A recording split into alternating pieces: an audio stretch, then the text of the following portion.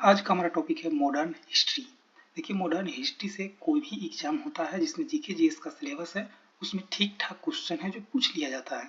Modern history का सबसे ज़्यादा भार है जो एग्जाम में देखने को मिलता है तीनों हिस्ट्री की अपेक्षा, क्योंकि मॉडर्न हिस्ट्री है जो भारत की स्वतंत्रता से संबंधित है। तो चलिए हम शुरू करते हैं आज का ये टॉपिक हिस्ट्री का। देखिए, पहला क्वेश्चन है, कह रहा है कि हुगली को बंगाल की खाड़ी में समुद्री लूटपाट के लिए अड्डा बनाया था। क्वेश्चन पूछ रहा है कि हुगली जो बंगाल की खाड़ी में समुद्री लूटपाट के लिए किसने अड्डा बनाया था। तो ये समुद्री लूटपाट का अड्डा बनाया था कौन? पुर्तगाली ने बनाया था, क्योंकि पुर्तगाली को बिजनेस में अधिक फायदा नहीं होता था, जिसकी वजह से ये क्या करता था, ये लूटपाट किसी भी जहाज को कर लेता था। क्योंकि इसका मानना था, ये ऐसा नीति एक लाया था कि आप हमसे परमिशन नहीं लीजिएगा तो हम समुद्र में लूट लेंगे, क्योंकि जो समुद्री रास्ता की खोज है पुर्तगाली मानता था कि हम किए हैं। यूरोप से लेकर के भारत तक की जो समुद्री यात्रा है उसकी खोज हम किए हैं, तो इसका कुछ हमें लाभ होना चाहिए। तो सभी लोग हमें इस रास्ता के लिए टैक्स देंगे। अगर जो टैक्स नहीं देता था तो उसको ये लूट लेते थे। तो इस प्रकार से इस क्वेश्चन का हो जाएगा ए नंबर। चलिए नेक्स्ट क्वेश्चन देखिए, दूसरा नंबर कह रहा है कि निम्नलिखित में कौन कलकत्ता का संस्थापक था। तो कह रहा है कि कलकत्ता के संस्थापक कौन था। तो कलकत्ता के संस्थापक है वो जॉब चौर्नक है।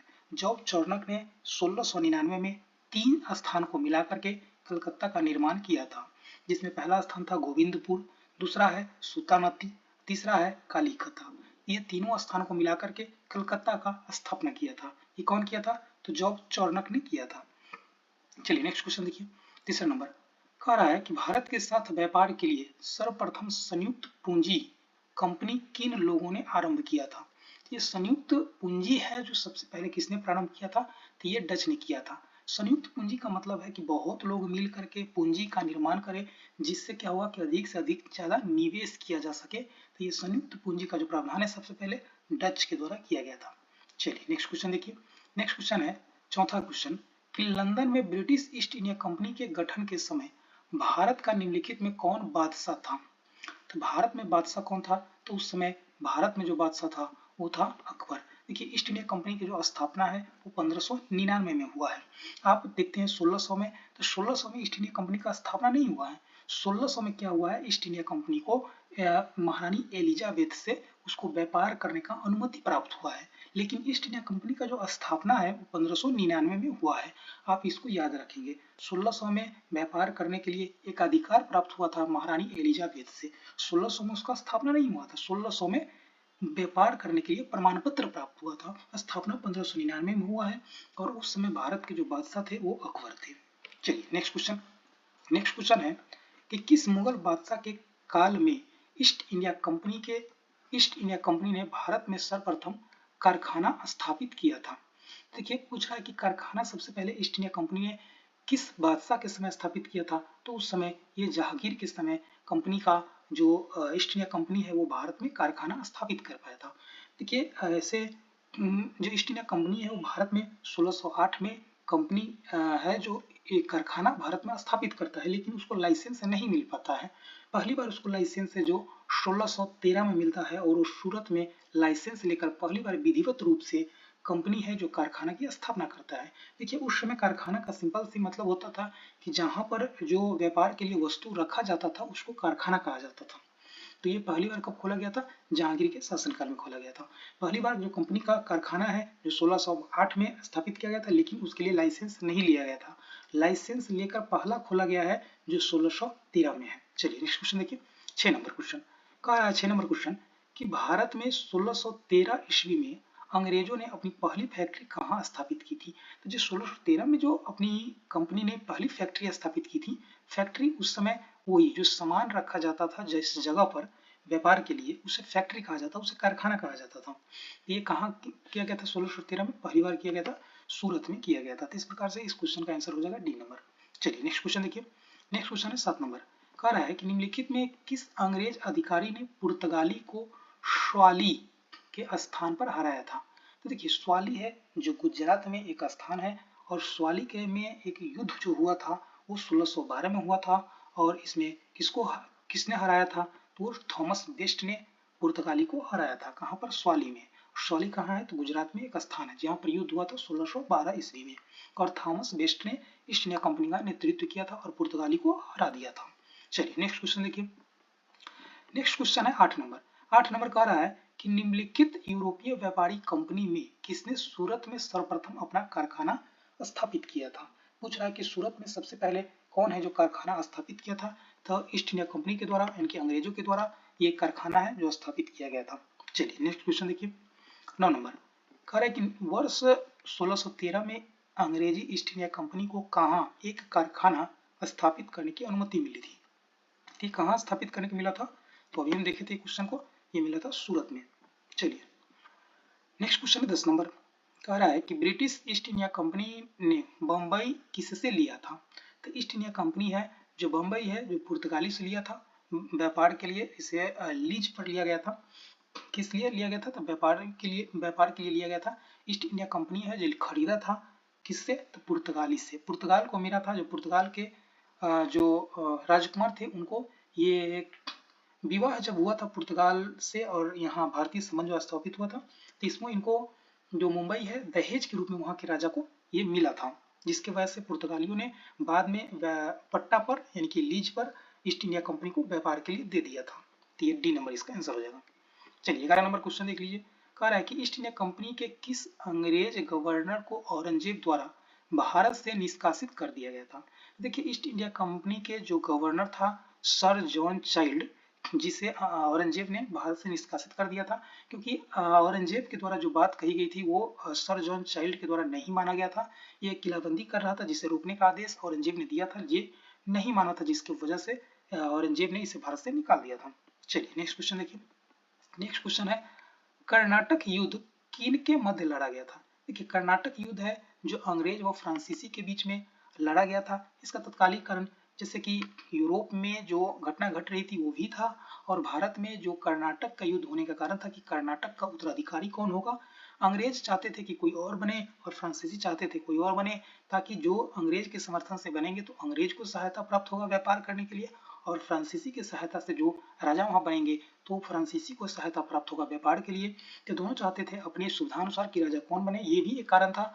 और तत्कालीन यूरोप में जो घटना घट रही थी उसके वजह से भी यहाँ पर अंग्रेज और फ्रांस के बीच में युद्ध देखने को मिला, और कर्नाटक के 3 युद्ध हुए थे, जिसमें अंतिम रूप से अंग्रेज विजय हुआ था और फ्रांसीसी हार गया था, और यहीं से फ्रांसीसी जो कंपनी है वो फिर से फ्रांस वापस चली गई थी। चलिए नेक्स्ट क्वेश्चन देखिए। नेक्स्ट क्वेश्चन है 13 नंबर। 13 नंबर क्वेश्चन कह रहा है कि निम्नलिखित में कौन सा प्रथम यूरोपियन व्यक्ति था जिसने भू क्षेत्र अर्जित करने के उद्देश्य से भारतीय राजाओं के झगड़े में भाग लेने की नीति आरंभ की थी। कहने का मतलब है कि कौन सा पहले यूरोपीय व्यक्ति था जिसने जब दो राजा लड़ते थे तो उसके झगड़ा में शामिल होकर के और अपनी लाभ को सुनिश्चित करता था। ऐसा पहला यूरोपीय व्यक्ति कौन था, तो ये पहला ऐसा व्यक्ति था जो डुप्ले था, और डुप्ले है जो फ्रांसीसी कंपनी का गवर्नर था। इस प्रकार से इस क्वेश्चन का आंसर हो जाएगा बी नंबर। चलिए नेक्स्ट क्वेश्चन देखिए 14 नंबर। कह रहा है कि भारत में फ्रांसीसियों ने अपना पहला कारखाना निम्नलिखित में कहाँ लगाया था। तो किसके बारे में पूछ रहा है, फ्रांसीसी के बारे में। फ्रांसीसी है जो सबसे पहले कारखाना कहाँ स्थापित किया था, तो ये किया था सूरत में किया था, और ये कब किया था, तो 1668 में ये सूरत में अपना कंपनी स्थापित किया था। चलिए नेक्स्ट क्वेश्चन देखिए 15 नंबर। कह रहा है कि निम्नलिखित में किस भारतीय में फ्रांसीसी कंपनी का संस्थापक माना जाता है। निम्नलिखित में किसे भारत में फ्रांसीसी कंपनी का संस्थापक माना जाता है। देखिए भारत में जो फ्रांसीसी कंपनी का जो संस्थापक था वो कॉलवर्ट था। कॉलवर्ट, ये कॉलवर्ट था, ऑप्शन सी हो जाएगा। देखिए कॉलवर्ट है जो लुई 14वां का, जो फ्रांसीसी राजा थे लुई 14वां, उसी के शासनकाल में ये कॉलवर्ट है जो मंत्री थे, और इसी के प्रयत्न से भारत में फ्रांसीसी कंपनी का जो स्थापना है 1668 में हुआ था। चलिए नेक्स्ट क्वेश्चन देखिए 16 नंबर। कह रहा है कि बंगाल में निम्न में कौन सा कारखाना डचों ने स्थापित किया था। बंगाल में किसके द्वारा, डच के द्वारा कौन सा कारखाना स्थापित किया गया था, ये किया गया था चिंसूरा में किया गया था। और ये कब किया गया था, तो 1653 में डच के द्वारा चिंसूरा में कंपनी का कारखाना का स्थापना किया गया था। चलिए नेक्स्ट क्वेश्चन देखिए 17 नंबर। कह रहा है कि उस क्षेत्र की पहचान करें जहां से यूरोप वासियों को सर्वोत्तम सोरा और अफीम प्राप्त होता था। कह रहा है कि यूरोपियों को सोरा और अफीम कहाँ से प्राप्त होता था, तो ये प्राप्त होता था बिहार से प्राप्त होता था सोरा और अफीम। सोरा है, सोरा का उपयोग किया जाता था बारूद बनाने के लिए, और अफीम है एक नशीली पदार्थ होती है जिसका उपयोग नशा करने के लिए किया जाता था, और ये बिहार से प्राप्त होता था। चलिए नेक्स्ट क्वेश्चन देखिए 18 नंबर। अंग्रेजी शासन में भारत का कौन सा क्षेत्र अफीम उत्पादन हेतु प्रसिद्ध था? तो अफीम उत्पादन के लिए बिहार प्रसिद्ध था। अफीम एक नशीला पदार्थ है। चलिए 19 नंबर क्वेश्चन देखिए, कह रहा है कि निम्नलिखित यूरोपीय में कौन एक स्वतंत्र पूर्व भारत में व्यापार के रूप में सबसे अंत में आए थे? तो सबसे अंत में कौन सा आया था? देखिए ऑप्शन के अनुसार सबसे अंत में कौन सा आ जाएगा? तो सबसे अंत में आया था फ्रांसीसी आया था। फ्रांसीसी कब आया है? तो ये 1668 में आया है। वहीं पुर्तगाली है जो 1498 में ही भारत में व्यापार के उद्देश्य से आ गया था। तो ऑप्शन के अनुसार कौन सा हो जाएगा? सी नंबर आंसर इसका हो जाएगा। चलिए 20 नंबर क्वेश्चन कह रहा है कि निम्नलिखित में कौन सा युद्ध था जिसने भारत में ब्रिटिश प्रभुत्व को प्रारंभ किया था? तो ब्रिटिश प्रभुत्व को प्रारंभ कौन किया था? तो ये कौन सा युद्ध था? तो ये प्लासी का युद्ध था। प्लासी का युद्ध है जो ईस्ट इंडिया कंपनी और बंगाल के जो शासक थे सिराजुद्दौला उसके बीच लड़ा गया था। कब? तो ये लड़ा गया था 23 जून 1757 में ये युद्ध लड़ा गया था और इसमें सिराजुद्दौला की हार हो गई थी और ईस्ट इंडिया कंपनी है जो जीत गया था। तो यहीं से ब्रिटिश प्रभुत्व का प्रारंभ भारत में देखने को मिलता है। चलिए नेक्स्ट क्वेश्चन देखिए, सिराजुद्दौला लॉर्ड क्लाइव द्वारा परास्त हुआ था किस युद्ध में? तो ये अभी हम जिक्र कर रहे थे कि ये प्लासी के युद्ध में हुआ था और ये युद्ध 23 जून 1757 में ये लड़ा गया था। चलिए नेक्स्ट क्वेश्चन देखिए 22 नंबर, कह रहा है कि भारतवर्ष में ब्रिटिश साम्राज्य का संस्थापक कौन था? तो भारतवर्ष में ब्रिटिश साम्राज्य के जो संस्थापक था ये था कौन? तो ये था लॉर्ड रॉबर्ट क्लाइव था। इसे इसे इसे स्वर्ग से उत्पन्न सेनानायक की संज्ञा भी दिया जाता है क्योंकि क्योंकि यह एक मामूली क्लर्क था ईस्ट इंडिया कंपनी में और मामूली क्लर्क से अपने यात्रा सफर करते हुए गवर्नर जनरल के पद तक पहुंचा था और ईस्ट इंडिया कंपनी के ये 2 बार गवर्नर जनरल रहा था। एक बार ये रहा था 1757 से लेकर के 60 तक और दूसरी बार 1765 से लेकर के 67 तक। 2 बार रॉबर्ट क्लाइव है जो ईस्ट इंडिया कंपनी के गवर्नर जनरल रह चुका था। चलिए नेक्स्ट क्वेश्चन देखिए, नेक्स्ट क्वेश्चन है 23 नंबर, निम्नलिखित में से किसे स्वर्ग से उत्पन्न सेनानायक कहा जाता है? तो अभी हम जिक्र कर रहे हैं कि रॉबर्ट क्लाइव को स्वर्ग से उत्पन्न सेनानायक कहा जाता है क्योंकि यह एक ईस्ट इंडिया कंपनी में मामूली सेना के रूप में कार्य करने आया था क्लर्क के रूप में और ये गवर्नर के पद तक ये अपने जो सफर का तय किया था, इसलिए इसे स्वर्ग से उत्पन्न सेनानायक कहा जाता है। चलिए 24 नंबर क्वेश्चन है, 24 नंबर क्वेश्चन है कि प्लासी का युद्ध का मैदान कहाँ स्थित है? तो प्लासी का जो मैदान है जो पश्चिम बंगाल में नदिया जिला में है। तो आंसर हो जाएगा डी नंबर। प्लासी का युद्ध हुआ था 23 जून 1757 को ईस्ट इंडिया कंपनी और सिराजुद्दौला के बीच, जिसमें सिराजुद्दौला है जो षड्यंत्र के कारण उसे हार का सामना करना पड़ा था और ईस्ट इंडिया कंपनी है जो विजय हुआ था। चलिए नेक्स्ट क्वेश्चन है 25 नंबर, प्लासी का युद्ध लड़ा गया था कब लड़ा गया था? 1757 में लड़ा गया था। चलिए नेक्स्ट क्वेश्चन 26 नंबर, निम्न में किसने अपनी राजधानी मुर्शिदाबाद से मुंगेर स्थानांतरित की थी? तो मुर्शिदाबाद से मुंगेर है जो किसने स्थापित किया था? तो ये किया था, ये कौन किया था? ये 26 नंबर जो क्वेश्चन है उसका आंसर हो जाएगा मीर कासिम। मीर कासिम है जो मुर्शिदाबाद यानी कि बंगाल मुर्शिदाबाद है जो बंगाल में पड़ता है, वहां से राजधानी है जो मुंगेर यानी कि बिहार में ट्रांसफर कर लिया था कौन? तो मीर कासिम।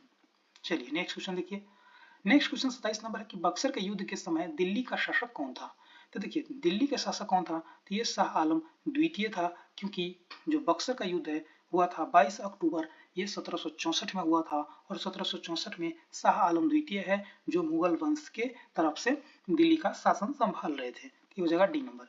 चलिए नेक्स्ट क्वेश्चन देखिए, नेक्स्ट क्वेश्चन है 28 नंबर कि इंग्लैंड की ईस्ट इंडिया कंपनी भारत में प्रथम निर्णायक सैन्य सफलता मानी जाती है। तो प्रथम सैन्य सफलता निर्णायक कौन सा माना जाता है? तो ये बक्सर का युद्ध माना जाता है जो 22 अक्टूबर 1764 को हुआ था।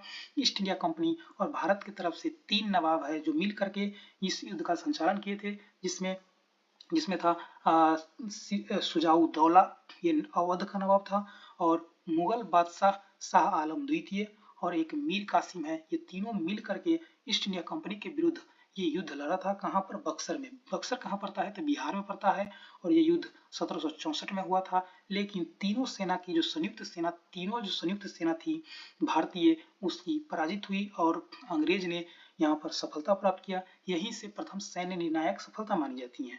प्लासी का युद्ध तो 1757 में हो चुका था लेकिन वो षड्यंत्र के कारण सिराजुद्दौला हार चुके थे, तो वहां पर ईस्ट इंडिया कंपनी की उतनी बड़ी सफलता नहीं मानी जा सकती है क्योंकि वहां पर षड्यंत्र की वजह से जीते थे।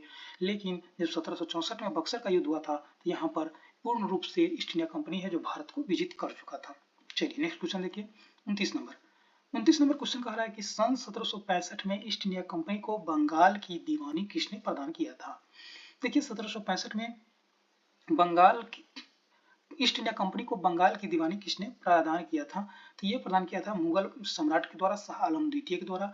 क्योंकि जब बक्सर का युद्ध हुआ 1764 में, और 1764 में जब बक्सर का युद्ध तीनों सेनाओं की सेना हार गई थी, तो ईस्ट इंडिया कंपनी के बीच में और मुगल बादशाह शाह आलम द्वितीय के बीच में इलाहाबाद की संधि हुई थी 12 अगस्त 1765 को, और इसके तहत बंगाल के जो दीवानी अधिकार था वो कंपनी को सौंपना पड़ा। देखिए दीवानी अधिकार का मतलब है कि जो टैक्स वसूलने का अधिकार है वो ईस्ट इंडिया कंपनी को मिल गया। तो ये कौन दिया था, ये दिया था मुगल सम्राट के द्वारा दिया गया था।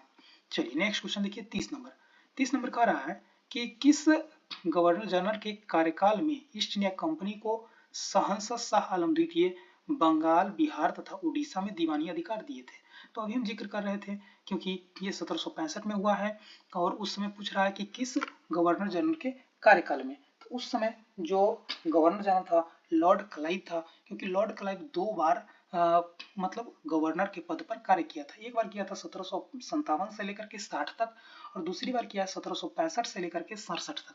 तो इस समय कौन था, तो ये लॉर्ड क्लाइव था जो कंपनी का गवर्नर था, और इसी को शाह आलम द्वितीय द्वारा बंगाल, बिहार तथा उड़ीसा में दीवानी अधिकार प्रदान किया गया था।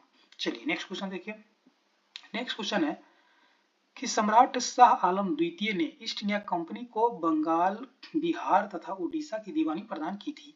तो अभी हम कहे हैं, अभी हम बता रहे थे कि जो पहला इलाहाबाद का संधि है जो 12 अगस्त 1765 को हुआ था, जिसमें शाह आलम द्वितीय और ईस्ट इंडिया कंपनी के बीच में इलाहाबाद का प्रथम संधि हुआ था। इसी के तहत बिहार, बंगाल, उड़ीसा का दीवानी अधिकार प्रदान हुआ गया था।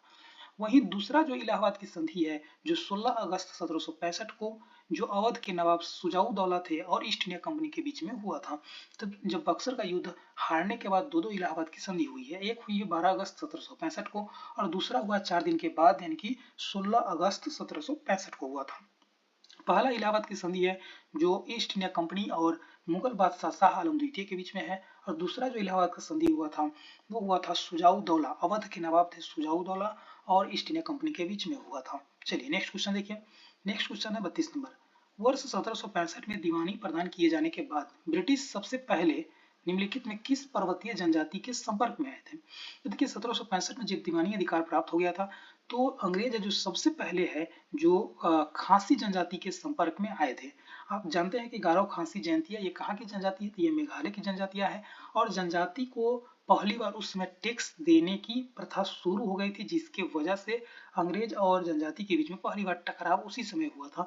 क्योंकि जनजाति है जो अपने जो आधुनिक दुनिया होता है उससे दूर रहकर कहीं जंगल में वो निवास करते हैं, और उनको टैक्स क्या होता है इसके बारे में कुछ पता नहीं था।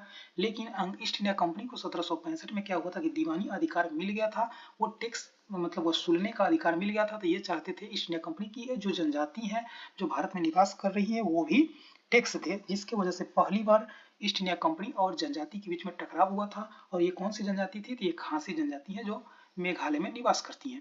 चलिए नेक्स्ट क्वेश्चन 33 नंबर। निम्नलिखित में किसने भारत में अंग्रेजों का सर्वाधिक विरोध किया था। तो देखिए भारत में सबसे ज्यादा जो विरोध है अंग्रेजों का वो मराठा के द्वारा किया गया है। चलिए नेक्स्ट क्वेश्चन है महाराजा रंजीत सिंह, महाराजा रंजीत सिंह के राज्य में सम्मिलित था। तो रंजीत सिंह के राज्य में कौन सा सम्मिलित था, तो देखिए तीनों क्षेत्र में कौन सा हो जाएगा, श्रीनगर है जो महाराजा रंजीत सिंह के शासनकाल में ये सम्मिलित था। चलिए नेक्स्ट क्वेश्चन देखिए 35 नंबर। 35 नंबर कह रहा है कि रंजीत सिंह किस मिसल से संबंधित थे। देखिए सिख धर्म में कई सारे मिसल होते हैं, तो उसमें जो महाराजा रंजीत सिंह है वो शुक्रचकिया मिसल के थे। ऐसे संभवतः 12 से 13 मिसल है जो सिख धर्म में है, जिसमें राजा रंजीत सिंह थे जो शुक्रचकिया मिसल के थे। चलिए नेक्स्ट क्वेश्चन देखिए 36 नंबर। महाराजा रंजीत सिंह के राज्य की राजधानी थी। देखिए महाराजा रंजीत सिंह की जो राज्य की राजधानी थी वो प्रशासनिक राजधानी लाहौर था, लेकिन धार्मिक जो राजधानी है वो अमृतसर बनाया गया था। अब महाराजा रंजीत सिंह के दो राजधानी थी, एक प्रशासनिक जहां से वो शासन चलाते थे वो लाहौर में था, और एक धार्मिक राजधानी था जो कहाँ था, अमृतसर पंजाब में था। चलिए नेक्स्ट क्वेश्चन देखिए 37 नंबर क्वेश्चन है कि रंजीत सिंह ने सुप्रसिद्ध कोहिनूर हीरा प्राप्त किया था। आप जानते हैं कोहिनूर हीरा है जो काफी इतिहास में चर्चा का विषय रहा है, जो अभी वर्तमान में देखिएगा तो अभी कहाँ है, अभी वो इंग्लैंड में है। जो वहाँ की महारानी है उसके मुकुट में वो हीरा है जो अभी सुशोभित है। तो ये जो कोहिनूर हीरा है वो रणजीत सिंह को कहाँ से प्राप्त हुआ था? तो ये सासुजा से प्राप्त हुआ था। चलिए नेक्स्ट क्वेश्चन देखिए। नेक्स्ट क्वेश्चन है 38 नंबर। 38 नंबर क्वेश्चन है कि निम्नलिखित में किसने कहा था कि ईश्वर की इच्छा थी कि मैं सब धर्मों को एक निगाह से देखूं, देखे इसलिए दूसरी आंख की रोशनी ले ली थी। यानी कहने का मतलब है कि ये किसका स्टेटमेंट है, किसका कथन है कि ईस्ट इंडिया कंपनी की ईश्वर की इच्छा थी कि मैं सब धर्मों को एक निगाह से देखे इसलिए दूसरी आंख की रोशनी ले ली। तो उसने दूसरी आंख की रोशनी ले ली थी। तो किसका कहना था? तो ये महाराजा रणजीत सिंह का कहना था। इन्हीं का कहना था कि ईश्वर की इच्छा है कि मैं सभी धर्मों को एक निगाह से देखूं, इसलिए ईश्वर ने हमारी दूसरी आंख की रोशनी ले ली थी। ये किसका स्टेटमेंट है? तो ये महाराजा रणजीत सिंह का स्टेटमेंट है। चलिए नेक्स्ट क्वेश्चन देखिए। 39 नंबर क्वेश्चन है, कह रहा है कि महाराजा रणजीत सिंह के उत्तराधिकारी कौन थे? देखिए महाराजा रणजीत सिंह के उत्तराधिकारी है जो खड़क सिंह हुए हैं। खड़क सिंह है जो महाराजा रणजीत सिंह के उत्तराधिकारी हुए हैं। 40 नंबर क्वेश्चन देख लिए। कह रहा है कि ब्रिटिश जनरल जिसने हैदर अली को पोर्टोनोवा के युद्ध में हराया था, तो पोर्टोनोवा के युद्ध में किसने हराया था? तो ये हराया था सर आयरकूट के द्वारा। जो सर जनरल आयरकूट के द्वारा पोर्टोनोवा के युद्ध में हैदर अली को हरा दिया गया था। देखिए हैदर अली और ईस्ट इंडिया कंपनी के बीच में यानी कि वहां पर 4 युद्ध हुआ है, जो जिसे आंगल मैसूर युद्ध भी कहा जाता है। इसमें पहला युद्ध है जो 1767 से लेकर के 69 तक हुआ था, जिसमें जो हैदर अली थे पहला युद्ध में विजय हुए थे। दूसरा युद्ध जो 1780 से 84 में हुआ था, जिसमें दूसरी युद्ध में सर आयरकूट ने हैदर अली को हरा दिया था, जो पोर्टोनोवा का युद्ध था। और इसी में दूसरे युद्ध में ही हैदर अली की मृत्यु हो गई थी। बाद में इनके पुत्र जो टीपू सुल्तान थे वो युद्ध का संचालन किए थे। और जो अगला जो आंगल मैसूर युद्ध हुआ है जो 1790 से लेकर के 92 में, तीसरा आंगल मैसूर युद्ध हुआ था। और चौथा आंगल मैसूर युद्ध हुआ है जो 1799 में हुआ है, जिसमें टीपू सुल्तान मारे गए थे। तो मैसूर युद्ध मतलब 3 हुआ है जो अंग्रेज और मैसूर के बीच में होते रहा है। तो जो पोर्टोनोवा का युद्ध है जो दूसरा आंगल मैसूर युद्ध है उसमें हुआ था, जिसमें सर आयरकूट ने हैदर अली को पराजित किया था। तो इस प्रकार से इसका आंसर हो जाएगा बी नंबर। चलिए नेक्स्ट क्वेश्चन देखिए। 41 टीपू सुल्तान ने अपनी राजधानी बनाई थी। तो टीपू सुल्तान की जो राजधानी थी श्रीरंगपट्टनम में, श्रीरंगपट्टनम में उनकी राजधानी है। श्रीरंगपट्टनम कहाँ है? तो कर्नाटका में वर्तमान में देखने को मिलता है, तो वहीं पर उनका राजधानी था। चलिए नेक्स्ट क्वेश्चन देखिए। कह रहा है कि निम्नलिखित भारतीय शासकों में कौन था जिसने विदेशों में आधुनिक पद्धति से दूतावास स्थापित किया था? तो ये कौन था? ये था टीपू सुल्तान। टीपू सुल्तान ने ही आधुनिक पद्धति से दूतावास का स्थापना कहाँ किया था? तो ये विदेश में दूतावास है जो इसी के द्वारा स्थापित किया गया था। किनके द्वारा? तो टीपू सुल्तान के द्वारा स्थापित करवाया गया था। चलिए नेक्स्ट देखिए। 43 नंबर क्वेश्चन। 43 नंबर क्वेश्चन है कि टीपू सुल्तान ने ब्रिटिश सेना को 1780 में हराया था। तो 1780 से लेकर के 84 तक ये दूसरा आंगल मैसूर युद्ध हुआ था। और ये इन्होंने पोलीलूर में ये अंग्रेज को हराए थे। और पोलीलूर पड़ता है तमिलनाडु में, पोलीलूर पड़ता है। और वहीं पर टीपू सुल्तान ने 1780 में ईस्ट इंडिया कंपनी को पराजित किए थे। और ये दूसरा आंगल मैसूर के समय की चर्चा है। चलिए नेक्स्ट क्वेश्चन देख लीजिए।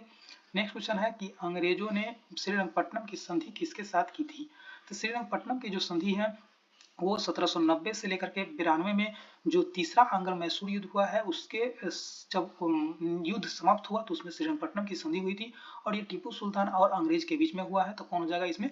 टीपू सुल्तान हो जाएगा। श्रीरंगपट्टनम की संधि ये हुआ था 1792 में।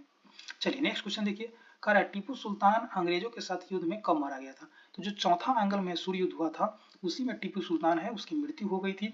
ये कब हुआ था? 1799 में।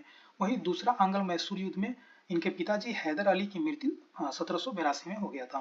और टीपू सुल्तान की मृत्यु है जो 1799 में हुआ था। टीपू सुल्तान का कहना था कि 100 दिन चूहा की तरह डर डर के जीने से अच्छा है कि एक दिन शेर की तरह मारा जाए। इसी की वजह से युद्ध में ये निडरता से लड़े और 1799 में ये शहीद हो गए थे। चलिए नेक्स्ट क्वेश्चन देखिए। नेक्स्ट क्वेश्चन है 46 नंबर। कह रहा है कि बेगम रश्मू ने एक अति प्रसिद्ध चर्च का निर्माण करवाया था। कि बेगम रश्मू ने एक प्रसिद्ध चर्च का निर्माण करवाए थे। कहाँ पर? ये करवाए थे सारनाथ में। और सारनाथ कहाँ पड़ता है? तो उत्तर प्रदेश में पड़ता है। चलिए नेक्स्ट क्वेश्चन है 47 नंबर। सुरक्षा प्रकोष्ठ की नीति संबंधित है। सुरक्षा प्रकोष्ठ की नीति है जो वारेन हेस्टिंग्स के द्वारा ये सुरक्षा प्रकोष्ठ की नीति है जो संबंधित है। चलिए 48 नंबर क्वेश्चन कह रहा है कि निम्नलिखित में किसने बंगाल में द्वैध शासन प्रणाली डुअल गवर्नमेंट को समाप्त किया था। देखिए डुअल गवर्नमेंट का मतलब होता है, द्वैत शासन का मतलब होता है कि शासन की दो व्यवस्था होगी, दो लोग शासन करेंगे। देखिए एक द्वैत शासन जो भारत में स्थापित किया गया था उसका संबंध था कि वित्तीय जो प्रशासन है वो ईस्ट इंडिया कंपनी करेगी, यानी कि जो टैक्स है वो ईस्ट इंडिया कंपनी वसूलेगी। वहीं जो प्रशासनिक है, जो कल्याणकारी जो जिम्मेदारी है वो राजा का जिम्मेदारी होगा। तो इस प्रकार से दो शासन व्यवस्था हो गया, एक है जो कल्याणकारी यानी कि जो प्रशासन की देखरेख है वो कौन करेगा, राजा करेगा। दूसरी क्या है, एक वित्तीय है, जो टैक्स की वसूल है वो कौन करेगा, तो ईस्ट इंडिया कंपनी करेगी। इस प्रकार से द्वैत शासन प्रणाली है जो प्रारंभ कर दिया गया था। कब ये किया गया था, जब बक्सर के युद्ध हुआ था, उसके बाद से डुअल गवर्नमेंट है जो स्थापित हो गया था। और इसके तहत कहा गया था कि वित्तीय जो क्षेत्र का जिम्मेदारी है, प्रशासन जो जिम्मेदारी है वो ईस्ट इंडिया कंपनी उठाएगी, और जो प्रशासनिक जिम्मेदारी है वो राजा खुद उठाएंगे, जिसमें राज्य का संचालन कैसे होगा, राज्य की सुरक्षा किस प्रकार से होगी, राज्य में कल्याणकारी योजना का स्थापना किस प्रकार से होगा, तो ये राजा खुद अपना डिसाइड करेगा। और एक था जो वित्तीय क्षेत्र का था, यानी कि टैक्स वसूलना, वो ईस्ट इंडिया कंपनी ने वो अपनी जिम्मेदारी ले लिया था। तो इस प्रकार से इस क्वेश्चन का आंसर पूछना कि समाप्त कब कर दिया गया था, ये वारेन हेस्टिंग्स ने ये जो द्वैत शासन है उसको समाप्त कर दिया था। चलिए नेक्स्ट क्वेश्चन देखिए 49, कह रहा है किस गवर्नर जनरल पर महाभियोग का मुकदमा चलाया गया था। तो देखिए महाभियोग की मुकदमा है जो वारेन हेस्टिंग्स पर भी चलाया गया था। ये कब चलाया गया था, तो ये चलाया गया था 1793 में, जब वारेन हेस्टिंग्स भारत में अपना गवर्नर जनरल पद पर से जब वो त्याग पत्र दे करके चले गए थे, तब उन पर वो इंग्लैंड में महाभियोग चलाया गया था।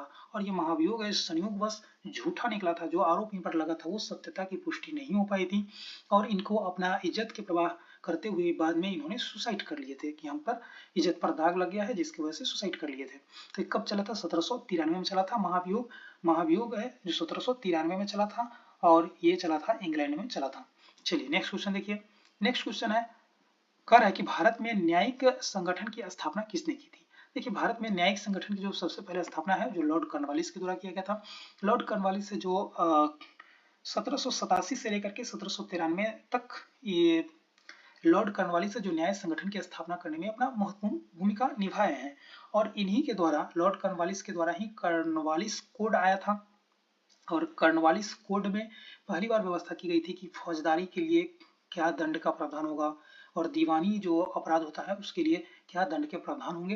तो जो न्यायिक संगठन की पहली बार का स्थापना का प्रयास है, जो फौजदारी और दीवानी के लिए अलग अलग हो और सभी के लिए अलग अलग हो, यानी कि जो यूरोपियन व्यक्ति है उसके लिए अलग होना चाहिए, इंडियन व्यक्ति है उसके लिए अलग होना चाहिए। तो इस प्रकार की जो व्यवस्था है जो पहली बार लॉर्ड कॉर्नवालिस के द्वारा शुरू किया गया था, तो इसीलिए इसका आंसर हो जाएगा बी नंबर। तो आज का ये हमारा सेशन है यहीं पर। जय हिंद जय भारत। अगर आपको अच्छा लगे तो लाइक कीजिए, चैनल को सब्सक्राइब कर लीजिए और कमेंट कीजिए। जय हिंद जय भारत।